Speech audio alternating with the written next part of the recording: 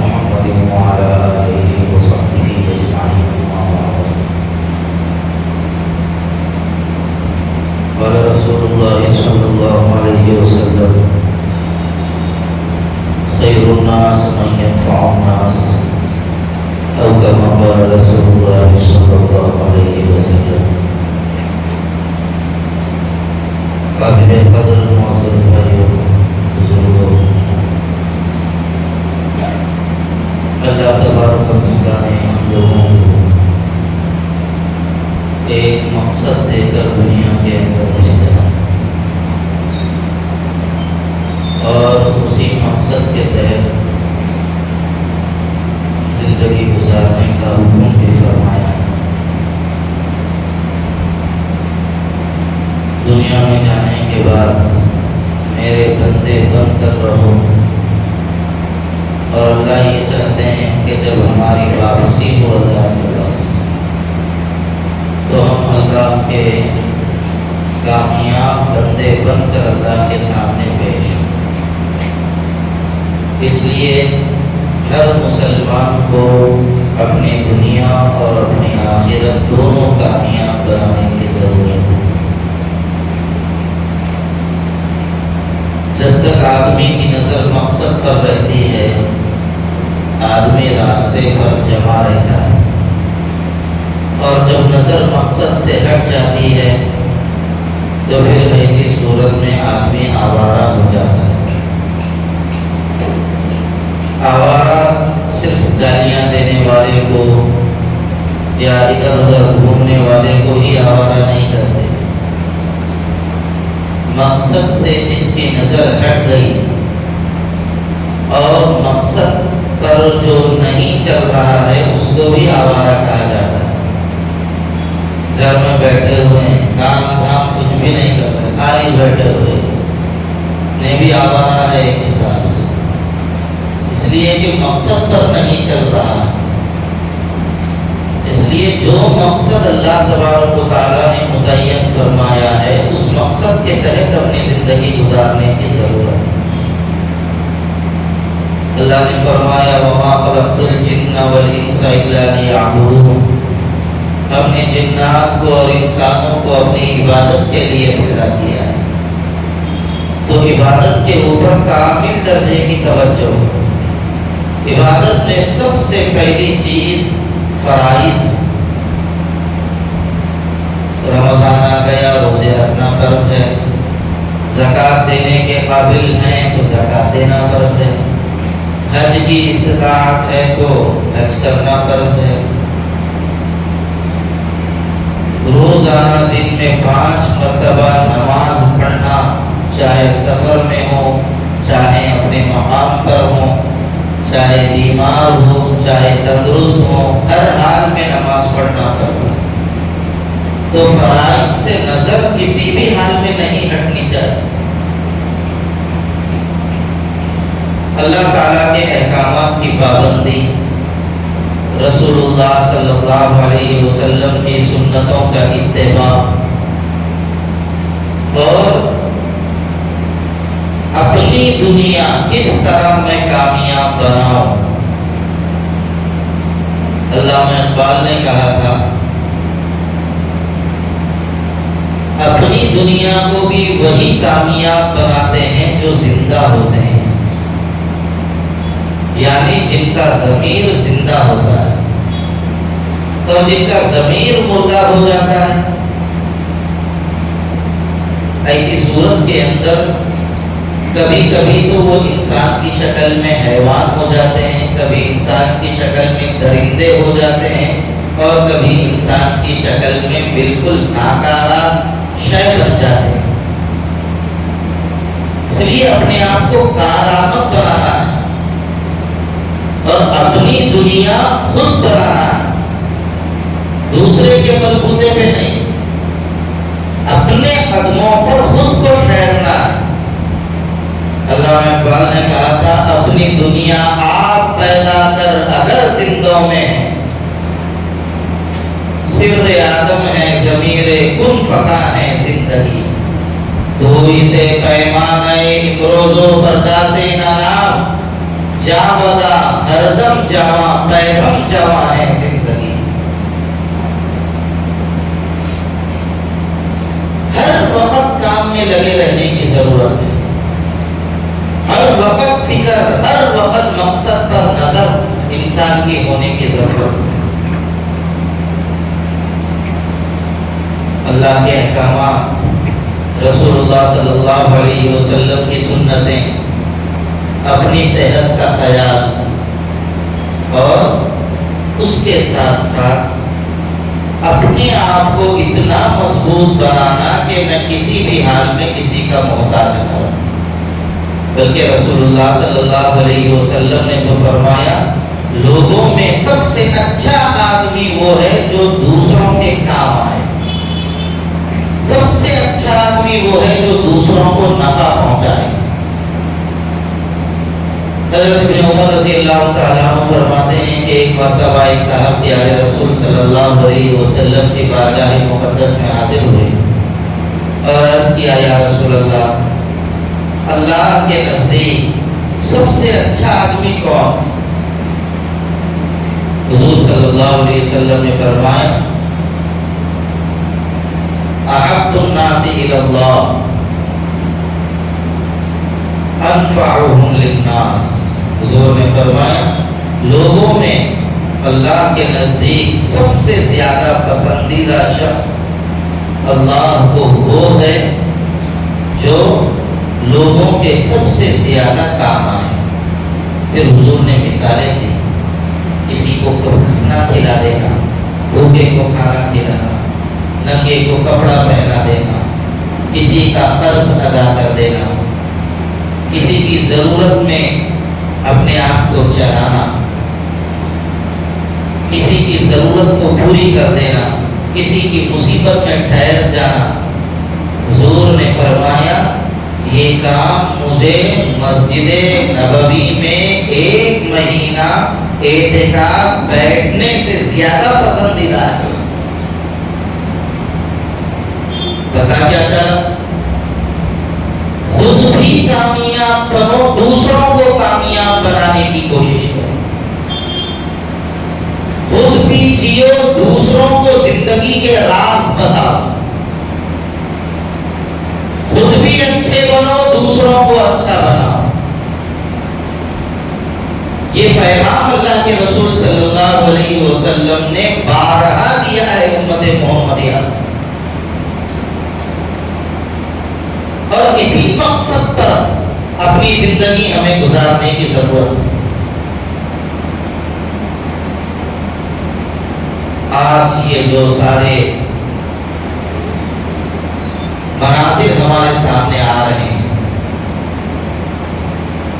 صاحب مسلمانوں کی لڑکیوں کے اوپر حملہ کر لیا جائے اور مسلمانوں کی لڑکیوں کو غیر مذہب کے اندر داخل کرنے کی کوشش کی جائے، ایک نفرت کا ماحول اسلام اور مسلمانوں کے خلاف بنایا جائے، اس کی ایک بنیادی وجہ یہ بھی ہے کہ ہم نے غیروں کو اپنا بنانے کی کوشش نہیں کی. ایک تو ہم دین کا کام کرتے ہی نہیں، دوسرا بعض وہ لوگ ہیں جو دین کا کام کرتے ہیں لیکن محدود دائرے میں کام کرتے ہیں،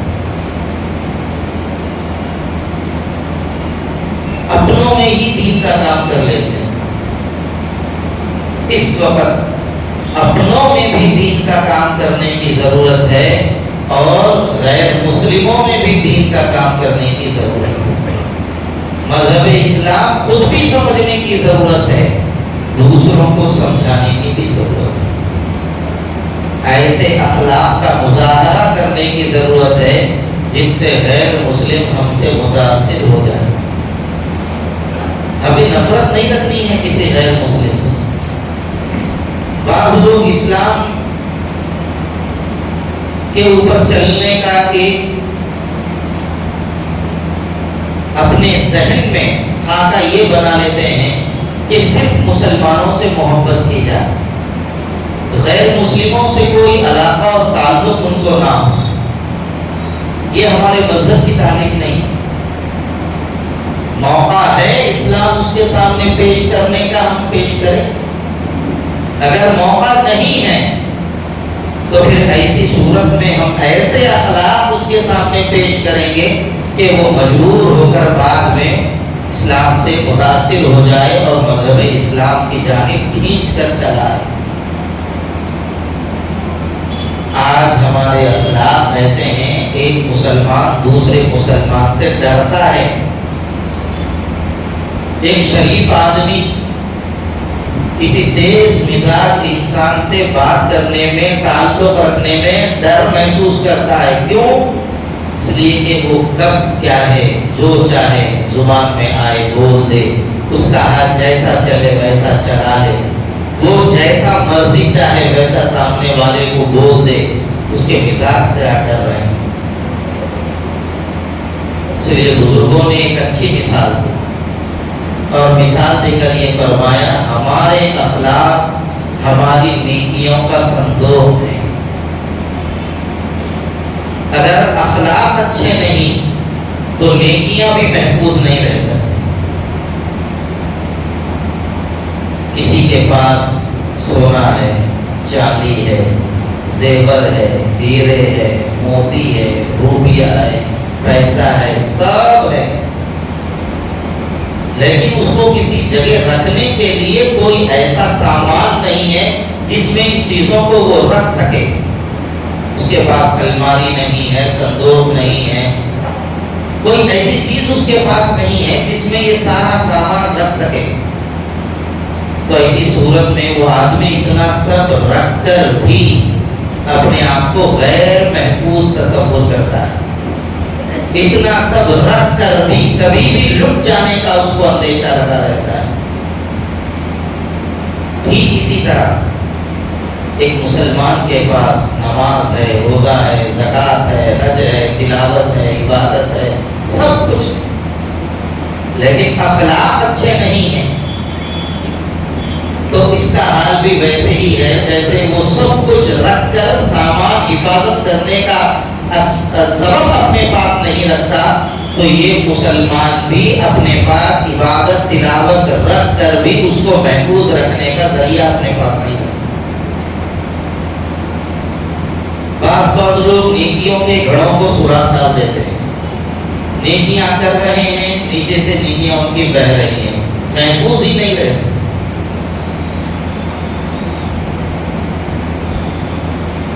قرآن کریم میں اللہ تبارک و تعالیٰ نے اس کی جانب اشارہ فرمایا.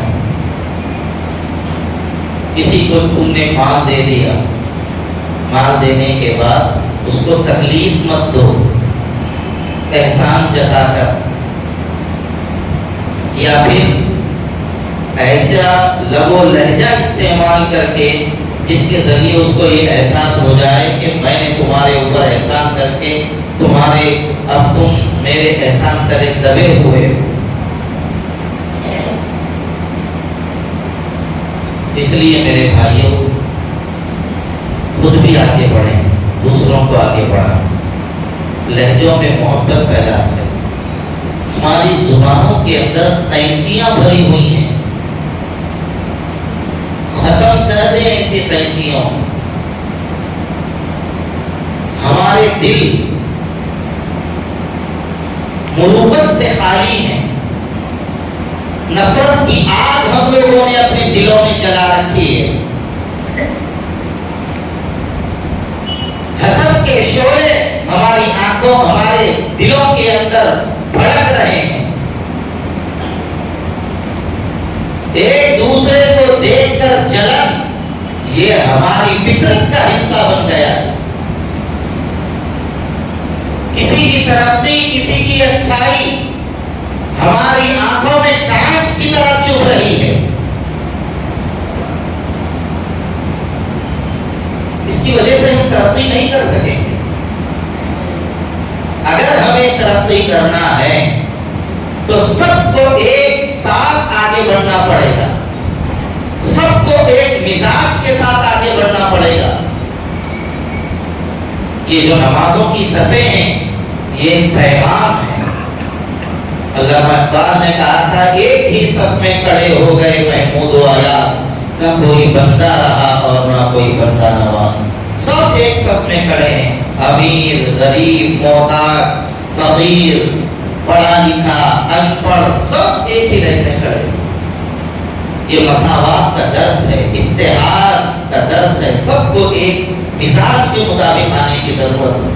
میں بڑا انہیں چھوٹا، میں مالدار انہیں غریب، میں ایسا انہیں ویسا، یہ مزاج کا خاتمہ کرنے کی ضرورت ہے۔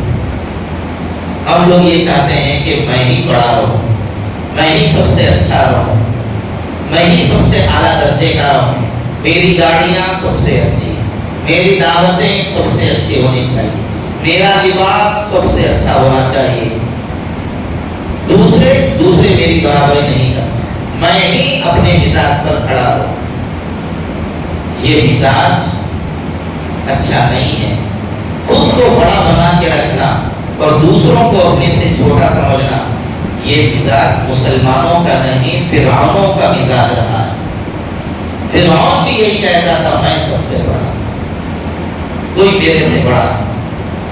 ابو جہل سرکار کا چچا تھا، جب اس کو غزوے میں شہید کیا گیا، ایک غزوے میں جب اس کو قتل کر دیا گیا، جب اس کو قتل کیا جا رہا تھا تو اس وقت اس کی گردن کاٹی جا رہی تھی، تو ابو جہل یہ کہنے لگا میری گردن حلق کے پاس سے نہیں، ذرا سینے کے پاس سے نیچے سے کاٹو۔ کیوں؟ جب جتنے لوگوں کی گردنیں کاٹی جائیں گی، ان کے سر رکھے جائیں گے، تو اس وقت بھی میرا سر ذرا سب سے اونچا نظر آنا چاہیے۔ مرنے کے بعد بھی تکبر نہیں گیا۔ تو یہ جو میں بڑا، میں اچھا، یہ جو مزاج ہے، یہ ابو جہل کا مزاج ہے، صحابہ کا مزاج نہیں۔ صحابہ تو وہ تھے جو پرائیوں کو اپنا بناتے تھے، کوئی دور سے آ جاتا اپنے گھر میں ٹھہرا کرتے تھے۔ ہجرت کے موقع پر تو صحابہ نے ایسی قربانیاں دینے کے لیے اپنے آپ کو تیار کر لیا تھا کہ ہجرت کر کے جب صحابہ آئے تھے مدینے کو، اس وقت انصار نے کہا تھا ہماری 2 بیویاں ہیں، تم ان میں سے جس کو پسند کرنا چاہے پسند کر لو، میں اس کو طلاق دے دوں گا، تمہاری بیوی بنا دوں۔ اتنی قربانی دینے کے اوپر آ گئے تھے صحابہ۔ اور ہم اپنا تو چھوڑو، جس کا حق ہم دینا ہے اس کا حق دینے کے لیے تیار نہیں، اس کا حق ادا کرنے کے سلسلے میں بھی ہمارے پاس بہت زیادہ تنگی پائی جا رہی ہے۔ معاشرہ اس کی وجہ سے ترقی نہیں کر سکتا۔ کم علمی معاشرے کی ترقی میں بڑی رکاوٹ ہے۔ رسومات، خرافات، بدعات معاشرے کی ترقی میں بڑی رکاوٹ بنتے ہیں۔ شادیوں کے موقع پر انہوں ہما کو یہ کرے ہم ان کو وہ کرنا، انہوں ہما کو یہ کرے ہم ان کو وہ کرنا، انہوں اتنے لفافے میں رکھ کے دیے ہم بھی اتنے لفافے میں رکھ کے دینا، ہم اتنے دیے تو وہ اتنے دیے۔ اب تو ہماری حالت اتنی بری ہو گئی، ارے بھائی ہم قربانی کا گوشت ان کو دیے تو انہوں ہما کو گوشت نہیں دیے، یہ بھی بول دے رہے، عورتیں نہیں مردہ بول رہے۔ اس حد تک ہم گر چکے ہیں۔ یہ رسومات اتنے خراب ہوتے ہیں میرے بھائیوں، معاشرہ اس کے ذریعے ترقی نہیں کر سکتا۔ ایک مرتبہ ایک صاحب کو دیکھے، ایک غیر مسلم سود خور سے وہ قرض لے رہے ہیں، کتنا؟ 5000 روپے کا قرض، ماہانہ 1000 روپے انٹرسٹ۔ تو 5000 روپے قرضہ دیا، دے کے یہ بولا 1000 روپے ایڈوانس میں انٹرسٹ کٹ کر لے رہا ہوں، 4000 روپے لے لو تمہارے۔ اس کو دیکھنے کے بعد دل میں یہ خیال آیا کہ یہ بندہ اتنا محتاج ہے، 4000 روپے قرض لے رہا ہے، پھر اس کے بعد ہر مہینہ 1000 روپے قرضہ یہ انٹرسٹ دے گا، پھر 4000 اپنی جگہ باقی ہیں۔ اگر ایسی کوئی اس کی شدید مجبوری ہے تو چلو اس سے معلوم کر لیں۔ اس کو بازو بلا کے پوچھے، ارے بھائی آپ ایسے کیا مجبور ہیں؟ کوئی آپ کے دواخانے میں ہے؟ نہیں۔ کوئی گھر میں پریشانی ہے؟ بولے نہیں ہے۔ پھر کیا پریشانی ہو گئی آپ قرضہ لے لیے؟ نہیں مصعب، بات اصل میں یہ ہے تو ہمارے بہن کی گھر میں اس کی بیٹے کی شادی ہے، میرے بیٹے کی شادی کے ٹائم ہماری بہن میرے کو, ہماری بیوی کو, میں ہمارے بچے کو, سب کو کپڑے لیتے, آگے ایک ٹائم کا کھانا کھلاتے رہتے. اب ان کے گھر میں شادی ہے نا, تو بہن کو, بھائی کو, ان کے بچے کو کپڑے کرنا پڑتا نا, وہ پیسے نہیں ہے تو اس کے واسطے میں یہ دکھائی دینے میں ہم لوگوں کے لیے صرف ایک واقعہ ہے, لیکن اس کے پیچھے معاشرہ کتنی تباہی میں گر رہا ہے ہم لوگوں کو اس کا کوئی احساس نہیں. بلکہ ہمارے لوگ تو ہم کرے انہوں نہیں کرے, یہ مزاج کے حامل ہو گئے. اس کی وجہ سے ہمارے معاشرے میں ترقی نہیں ہو. میرے بھائیوں, خرافات سے بچیں, تعلیم کے اوپر اپنا پیسہ خرچ کیجیے. اب یہی صاحب کو آپ بولیے, آپ کے پاس سونا بھی ہے, چاندی بھی ہے, زکات دو, قرضہ لے کے زکات دینا, قرضہ لے کے قربانی کرنا. یہاں پر ایک جملہ بولنا چاہ رہا ہوں میں آپ کو. بہت سارے لوگ غیر محسوس طریقے پر شرک کر دیتے ہیں, احساس تک نہیں ہوتا. بہت سارے لوگوں کی زبان پہ آتا ہے کفر کو نقل کرنا کفر نہیں ہے, اس لیے جملہ سنا دے رہا ہوں. قرضہ لے کے صدقہ کرنا, قرضہ لے کے خیرات کرنا, قرضہ لے کے قربانی کرنا, کوسا خدا بولا. نعوذ باللہ, یہ جملہ جو ہے کوسا خدا بولا, یہ کئی لوگوں کی زبانوں پر رہتا ہے. خدا کتنے ہے؟ ایک ہے. اس لیے کبھی بھی یاد رکھیے, غفلت میں بھی ایسا جملہ اپنی زبانوں پر نہ لائیں کہ غیر محسوس طریقے پر ہم اللہ کی ذات و صفات کے اندر گستاخی کرنے والے بن جائیں. بہرحال میرے بھائیوں, اس موقع پر مجھے یہی عرض کرنا تھا کہ سب سے اچھی زندگی گزاریے, اور سب سے اچھی زندگی یہی ہے کہ ہم دوسروں کے لیے نفع بخش بن جائیں. اب نفع دو طرح کا ہے, ایک ہے کسی کو دینا, اور ایک ہے کسی سے کسی چیز کو روک دینا. لوگوں کو اچھائیوں کی دعوت دینا, برائیوں سے روکنا. بچوں کو اسکولوں کی چھٹیاں ملی ہوئی ہیں, بچے گولیاں کھیل رہے ہیں, دیکھ کے سب جا رہے ہیں ویسے ہی. کوئی کسی کی زبان میں اتنی جرت نہیں ہو رہی ہے, ارے میاں کیا کر رہی ہے, کوئی نہیں بول. اگر ہم بچوں کو اب گولیاں کھیلنے سے روکیں گے, یہ بچہ 4 دن کے بعد انڈے کھیلے گا, پھر 4 دن کے بعد ڈومنے کھیلے گا, پھر اس کے بعد کچھ دن نہیں گزریں گے جواڑی بن جائے گا, جوے کا عادی بن جائے گا. ایسا نہیں ہوتا کہ اچانک میرے دل میں خیال آیا جوا کھیلنا, چلو جوا کھیلتا ہوں. نہیں, یہ نئے نئے انداز سے آدمی جوئے کی طرف جاتا ہے. گولیاں اس کا آغاز ہے چھوٹے بچوں کے لیے. اس لیے ہمارے محلے میں کوئی بچہ گولی کھیل رہا ہے, انڈے کھیل رہا ہے, اللہ کے واسطے ان بچوں کو روکیے. ہم لوگ تو اس سلسلے میں اتنے زیادہ بے حس اور غافل ہو چکے ہیں کہ قبرستان میں ٹھہر کے آدمی پیشاب کر رہا ہے, دیکھ کے گزر جا رہے ہیں, ہمت نہیں ہو رہی میاں تم یہ کیا کر رہے پوچھنے. ہم آپ کو کیا کرنے کا ہے, ہمارے اوپر کر رہے کیا؟ یہ احساس ہے لوگوں کا.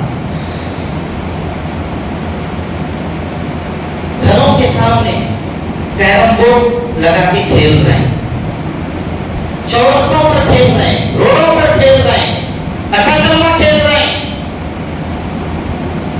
جا کے بول رہا ہوں تمہارا کیا ہو رہا, تم بھائی کو بول رہے, تم کو روتے بولنے والے. کون بولتا دیکھتا ہوں, کون آ کے پوچھتا دیکھتا ہوں. ایک ہے بے ضمیری اور ایک ہے مردہ ضمیری. بے ضمیری آ گئی, جھنجھوڑ دیں گے تو ضمیر واپس آ سکتا ہے.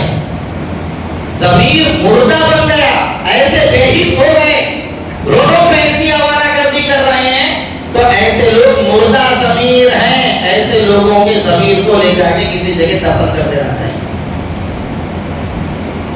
انصاف سے بولیے. میں روڈ پہ کسی کے گھر کے سامنے بورڈ کھیل رہا ہوں, میرے گھر میں جوان بیٹی ہے, میری بیوی ہے, میں میرے گھر کے سامنے 4 لوگوں کو ٹھہرتے ہوئے دیکھنا گوارا کروں گا؟